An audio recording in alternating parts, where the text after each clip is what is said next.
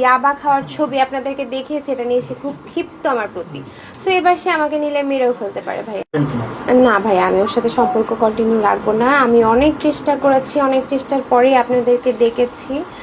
আমাকে ও এর বহুবার নিয়েছে, এর আগে এর নিয়ে আবার মেরেছে, একই জিনিস বারবার কন্টিনিউ হচ্ছে। আমি তাকে ট্রাস্ট করি না, সে আমাকে এবার নিয়ে মেরেও ফেলতে পারে ভাইয়া। আমি যেহেতু তার মানে ইয়াবা খাওয়ার ছবি আপনাদেরকে দেখিয়েছে, এটা নিয়ে সে খুব ক্ষিপ্ত আমার প্রতি। সো এবার সে আমাকে নিলে মেরেও ফেলতে পারে ভাইয়া। সে কন্টিনিউয়াসলি এটাই থ্রেট দেয়। সে তো বলেছে যে যা হয়েছে সব মাফ করে দিবে, সব ভুলে যাবে। না, আমি উনাকে আর বিশ্বাস করি না।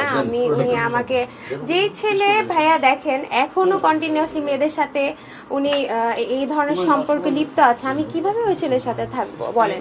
বিয়ের আগেও আমি এই ধরনের সম্পর্ক করেছি, আমি ওনাকে মাফ করে, উনি কাবা শরীফে গিয়ে মাফ চেয়েছে, আমি ওনাকে মাফ করে ওনাকে বিয়ে করেছি।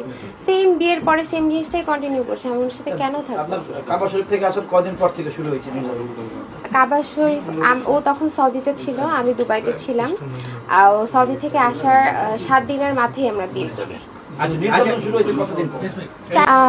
আপাতত ভাই আমার কোনো সহযোগিতা লাগছে না, যদি প্রয়োজন হয় আমি ওনার সাথে কথা বলবো।